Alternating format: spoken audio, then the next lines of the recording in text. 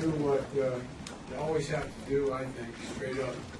And that is, as my buddy Billy Shaheen says, ask for your vote.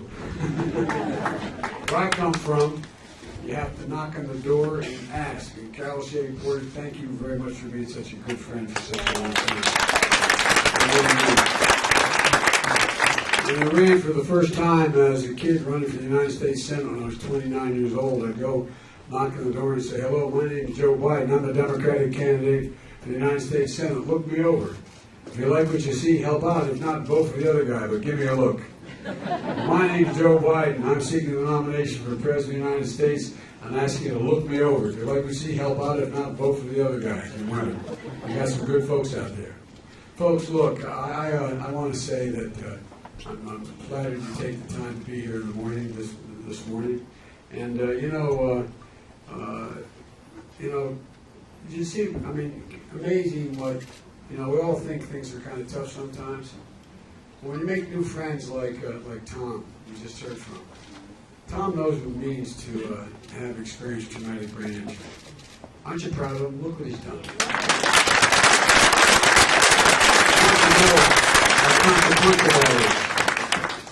And our president may not know the difference between TBI and a headache, but Tom Chernow does. Wasn't it amazing when he almost got us in a full-blown war out of his ego with Iran, and then those missiles were fired into a base in Iraq, and 64 of our soldiers were diagnosed with traumatic brain injury, and he called them, he said, they'll get over it, it's just headaches. My son spent a year in Iraq. I don't know how I'd feel where he, the one who passed away, I don't know how I'd feel if he was still there. But I want to tell you, I know the difference. And you know the difference. And the American people know the difference. Folks, you might have heard Trump is coming to New Hampshire today. I can hardly wait. In Iowa, before the caucuses, he sent a plane full of surrogates. I think they said 60 or 80, I can't remember how much. This time he's coming in person. He's coming in person. That's how interested he is in the Democratic primary, I guess. He's had an overwhelming interest in the Democratic primary. Let's not sugarcoat this. Donald Trump is now in more danger to our community and our country than has ever been. It's not even. No one's even pretending anymore. No one is even pretending that he's any respect for basic decency and the dignity that, in fact, is required of the office of President of the United States of America. And folks, the Republicans in the United States Senate, who I worked with for many, many years, have done something that is, well, they provided him that whatever he wants to beat the rap. It's amazing how they all said, yeah, he did what they said he did in the articles of impeachment, but that's okay. And this week in the State of the Union address, Trump told us exactly how he thinks he's going to win this re-election.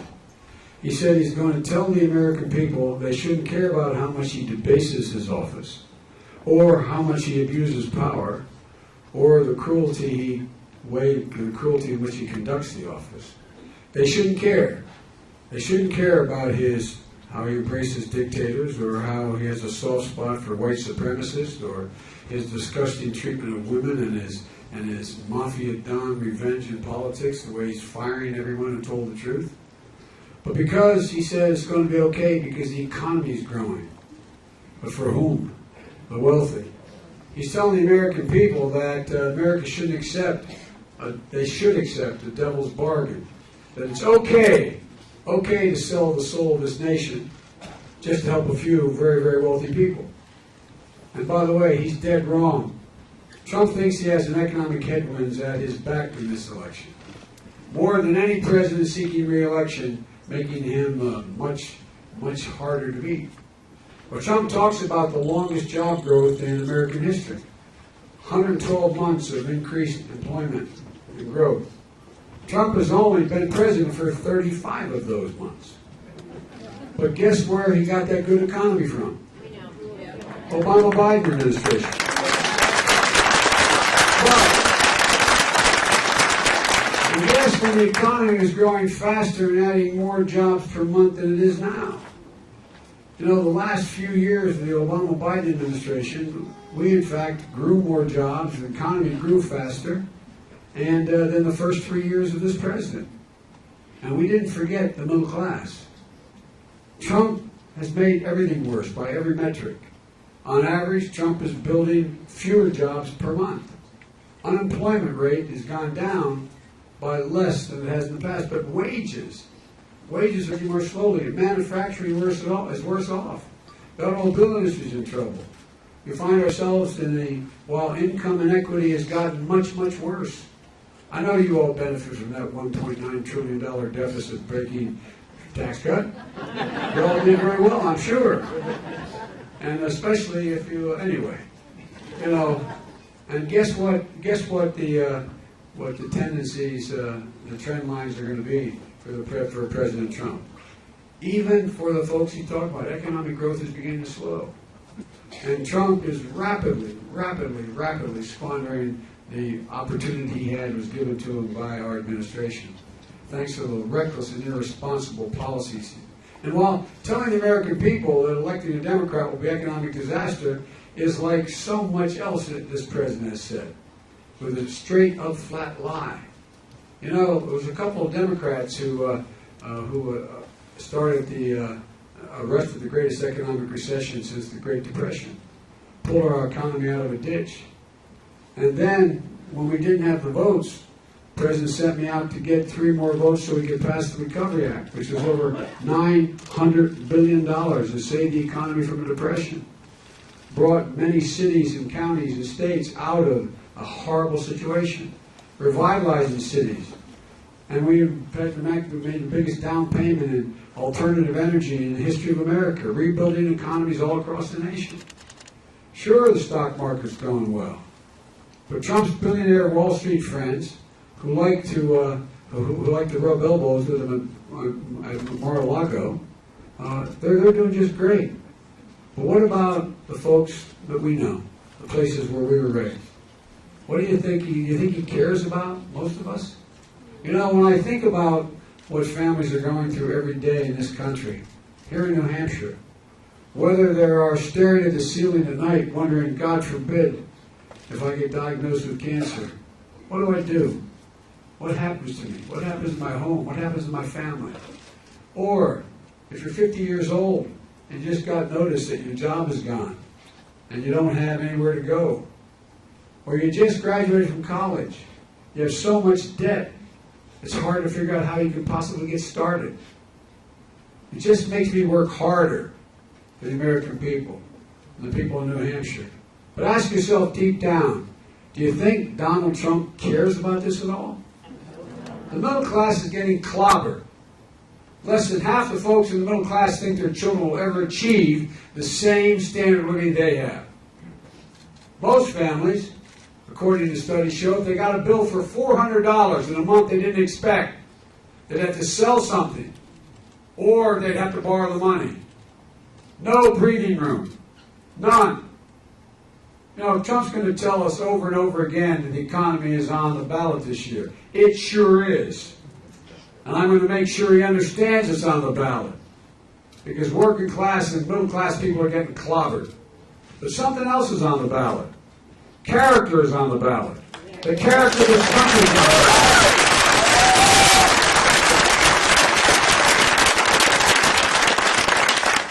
Think of what this man has done to our reputation internationally and nationally. Think about what he's done when he talks about how when those folks came out of those fields down in Charlottesville, that's okay, I'm used to it, all right? Don't worry about it, really. It's the clapping. No, they're clapping. Don't clap anymore then. Okay? There's a baby in the house.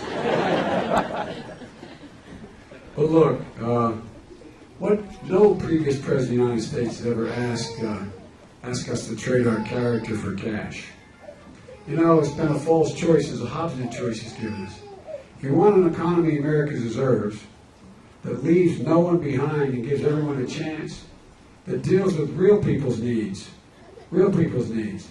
access to health care that's affordable and available for everyone, dealing with climate change and not denying it even exists, rewarding work, not just wealth. Why in God's name should someone out there making $2, $3, $5, $10, $20, $100 million a year, why should they pay at a lower tax rate, which they do, than their secretary or than the vast majority of employees?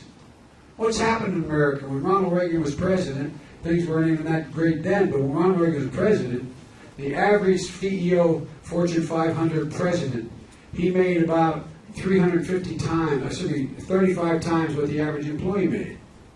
Now it's over 480 times as much. What happened? What happened in that period of time between Reagan and this guy? You know, you don't have to accept the president who promulgates hatred and exclusion toward Muslims and trumped up bans on travel bans on Muslims. You don't have to stand while the President of the United States denies climate change, watches the planet burn, and attacks Greta Thunberg, a teenager, for providing leadership that he should be providing. You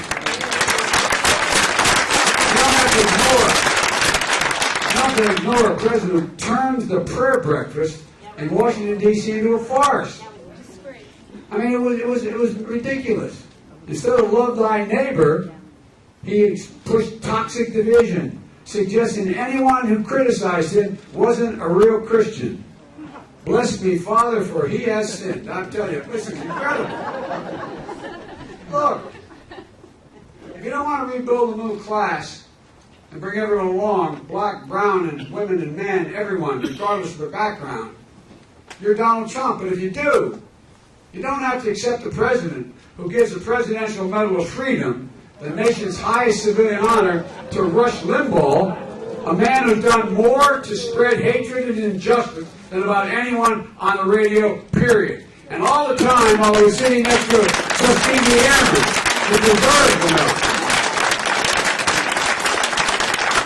You want to invest in workers that compete in the 21st century, you don't have to ignore a president who marches out a hero, a guy who's got the Purple Heart, a guy who testified honestly and straightforwardly in the hearings in the United States Congress, and he marches him out in disgrace instead of him getting the medal. Look, Trump is not only destroying the soul of this nation, he's destroying the heart and soul of our economy as well. He doesn't understand that Wall Street CEOs and bankers, they did not build America. The middle class built America, and unions built the middle class. Trump doesn't understand it. He doesn't understand that immigrants don't destroy the economy, they've helped renew it. Trump doesn't understand that investing in walls are not going to prepare us for the 21st century of educating our children. You know, we're spending more money on walls than we could if we made a phenomenal increase in access to education and health. Investing in research and development, investing in new clean energy technologies. This guy doesn't understand that will only make income inequality worse and tear the country apart by continuing to reward wealth, not just work. You know, we need to reward work again. You know, why should manufacturers, as I said, pay a lower tax rate? And millionaires pay a lower tax rate than their secretaries. Why should we be in that position? What's happening? Look, folks, if we I have a health care plan building on Obamacare. And it builds on Obamacare by providing a public option. And it reduces cost to get into it. And you're free to get in if you in fact qualify for Medicaid. It costs a lot of money. It costs $750 billion over 10 years. I can pay for it by one change in the tax code. Making sure that people pay their capital gains at the same rate they pay their income tax. That raises $800 billion. Folks, and it doesn't cost, my plan doesn't cost $35 trillion over 10 years. So folks, there's a lot we can do just by being rational, just by being fair. He doesn't understand, but people making the current minimum wage are living in poverty. Think of that. Unless you're making a minimum of $15 an hour, working 40 hours a week and sometimes 2 jobs, you are living below the poverty rate. And what in God's name is wrong with us? He doesn't understand. We create millions of good-paying jobs if he just stops the union-busting tactic he's using. He doesn't understand that the middle class, my dad would say, middle class isn't a number, it's a value set. It's being able to own your own home and not have to rent it if that's what you choose to do. It's being able to send your kid to a local public school, and if they do well, you know they can go on beyond school, to trade school or to college. It means being in a position where you can send your kid to a park, they're going to come home safely. It means being able to take care of your geriatric mom after Dad passes away. And it means making sure that your kids are never going to have to take care of you. Just a little bit of breathing room. That's what middle class has been. It's not just a number. It's beyond that. And we're no longer the wealthiest middle class in the world. The middle class is shrinking in America. Look, we can be a good country and a growing country. We can be a decent country and a prosperous country. We can do both. We have done both. And I think President Obama and I did do both. And by the way, I've met a lot of people in this campaign, all over this state, and I found that there's some incredible people I've met on the rope lines. Look, I start off by, you think about this. This is about solving problems for our fellow citizens. But government has to understand their problems in order for a president to be able to take care of it. I met a man in Claremont who pulled me aside when I was going around thanking people for being there. Pulled me aside and he said, I don't know what to do. I don't know how to tell my family. I lost my job. I don't know what I'm going to do. And I said, can you come back in the back room with me after the whole room, after we finish? And he walked in and he was literally shaking. Said he had several kids and a wife and he didn't know what to tell them. And I told him about, my dad made that same. My dad had to make what I call the longest walk anyone has to make, a mother or father. To walk up a short flight of stairs to tell the kids, sorry, I lost the job, honey. We can't live here anymore. You're going to have to go home and live with Grandpa for a while. But everything's going to be okay. It's going to take a year or so, but we're going to move. We're going to move to Delaware, and we're going to be able to get it done. And I'll come home every weekend. How many people have made that walk? A lot of people have made that walk. Well, my father said, and I remember it vividly, sitting at the end of my bed in my grandpa's house. My father said, I promise you it's going to be okay. Because he believed it was going to be okay. Because given a half a chance, he knew if he worked hard, he could make it work again, even though there were no jobs in Scranton. And he did. It took him 3 years to get a house. But we got a nice house, a 3-bedroom, split-level home in a suburban neighborhood. 4 kids and grandpa. Thin walls. I don't know how my dad did it. Mom and dad did it. But all kidding aside. But here's the generic point. They really, my dad meant it.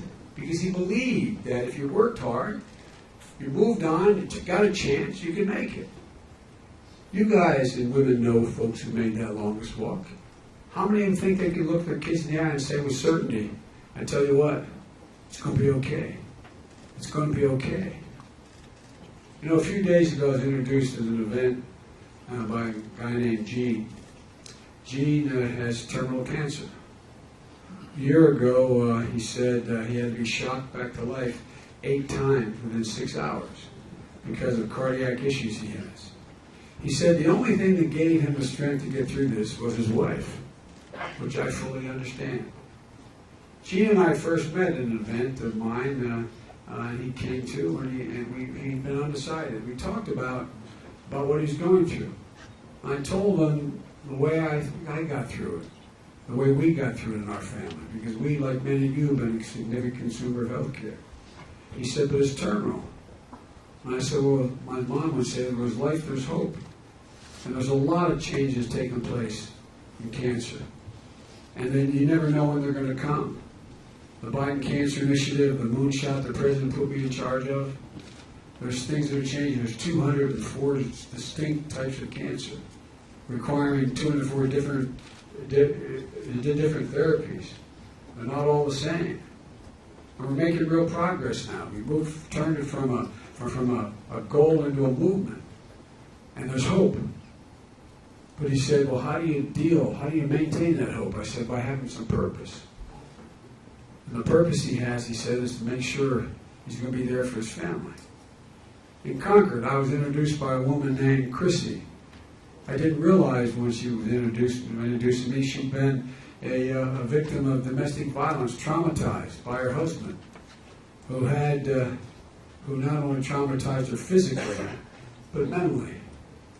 And her only safety, she said, as I heard her being introduced, her only safety was to flee to the street with her young son, living homelessly on the street. And I thought to myself, my God. And then she went on to tell me, she said, tell the audience, she said, you know, until one day I looked at the newspaper and I saw a newspaper saying that there was a guy from Delaware and he introduced this thing called the Violence Against Women Act. We're going to provide housing for women who are victims of domestic violence and physical and mental abuse. She said it gave her an opportunity to her son, gave her a new life. I've literally met, as you all, maybe even some in this room, hundreds and hundreds of women over the last 2 years who've been victimized by domestic violence. One of the proudest things I ever did was write that law. It took a long time to get it passed. But you know what's happening now? It has to be reauthorized all the time, every several years. And we keep expanding it. I was able to expand it to make sure that if you were victimized by a husband or somebody you had a child by, they would no longer be able, and the court ruled that, they would no longer be able to own a weapon. They couldn't own a gun because so many women end up getting killed by those very people with a gun. Well, guess what? We tried to get what they call the boyfriend exception done. The court said, no, if you're a boyfriend, you don't have a child by him, you don't live with him, and you're not married to him, that person, even if you have a stay-away order issued by the court, you can still own a gun. Now guess what's happened? It is now in the United States Senate, sitting on Mitch McConnell's desk. And you know why no action is being taken and the whole law may not be reauthorized? Because of the gun manufacturers and NRA own the White House. They flat out own it. Imagine, just imagine the idea. After all these years, and all the work Carol Shea Porter and others have done in the Congress to make sure that women are protected, that we're not passing it, reauthorizing it, because the gun manufacturers own the White House? This is moral depravity in my view. The idea that's not happening. And folks, you know, I guess it was 2 days ago now, it was Saturday. Jill and I had my deceased son's two children, my grandchildren, my grandson and granddaughter with me in Manchester. And we showed up at a food distribution facility. Children is a site for feeling, and rain or shine, they're there every Saturday. And I stood there, and it was 22 degrees, and the wind was blowing like the devil. It was freezing. I had gloves on, standing there to hand out food, mostly bread and basic needs. And you look down at the end, there were tables lined up about, I guess it was close to 50 yards of tables in terms of length. I'm looking down at the end and see all these women and children mostly waiting to be handed a cardboard box so they can come and get food. Come and get food. You know what startled them? Startled my granddaughter? She said, Pop, I said, take more than one. She said, no, that's okay. I only need one loaf. Only need one loaf. Children were freezing their tails off. No gloves, the vast majority of them.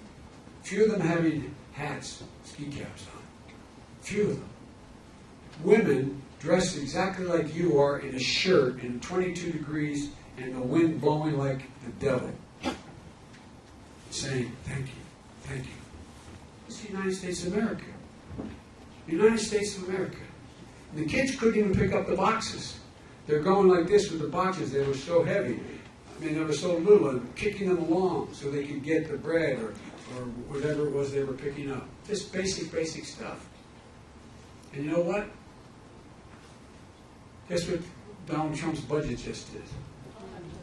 He cuts the food stamp program called SNAP. He's cutting Medicare and Medicaid. School lunch programs. Think about it. That's the budget he just introduced. While we gave $1.9 billion in tax cuts to the vast majority of folks, they're not bad folks, and they didn't need it anymore than we need to fly out of here in a balloon.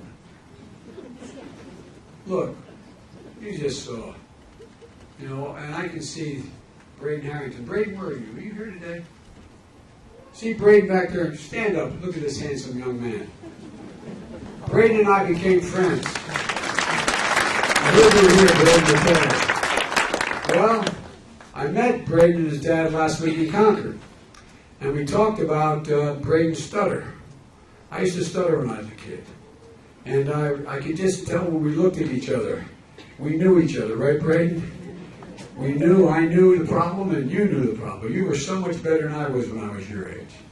And Braden talked to me. I asked Braden to come back and show him how I did my speeches. And with my speeches, and Braden knows this, with my speeches, I underline things and I put slash lines so I don't go too fast. So that I make sure I can break it up, because stutterers have a great deal of difficulty if they're going to go. In other words, instead of saying, I don't have to ignore a president who turns the national prayer book into a farce and preaches, not love thy neighbor, / but toxic division, / suggesting everyone, so you don't find yourself talking over it. And this is a guy, a president of the United States, who belittles people who stutter, who can't control. They have a problem controlling their muscles. But this kid's something else. You're going to see this kid become president of the United States of America someday. Stand up, Brady.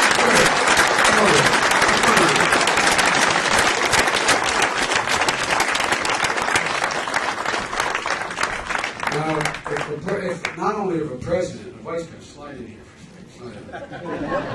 Not only if, in fact, a vice president introduced me in front of a bunch of people, by now I would have already been shaking if I were ready. It's awful hard to walk up to the girl at the 8th grade dance and say, "Will you go the dance with me?" You feel foolish. But Braden understands what it took me a while to understand. It doesn't define who you are. It doesn't have anything to do with who you are.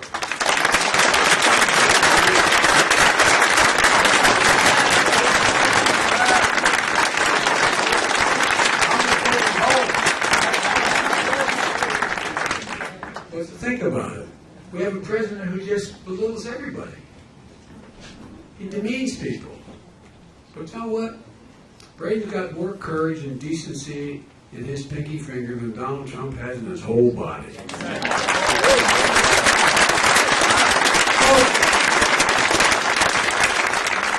This is not who we are. Led by a president with no empathy, no ability to show compassion, and not demonstrating a shred of decency. Middle of a hurricane that killed a lot of people, he's throwing out paper towels in Puerto Rico. Look, he's done so much damage. He's divided us, diminished us in the eyes of the world, and actually, in fact, demoralized us in so many ways. But folks, he thinks none of this matters, because all he cares about, all he's ever cared about is profit, his own personal and political profit. But America is so much better than Donald Trump. America is not for sale. You know it. I know it. Everybody knows who Donald Trump is. We got to let them know who we are. We choose hope over fear. We choose unity over division. We choose science over fiction. We choose empathy over cruelty. And yes, we choose truth over lies.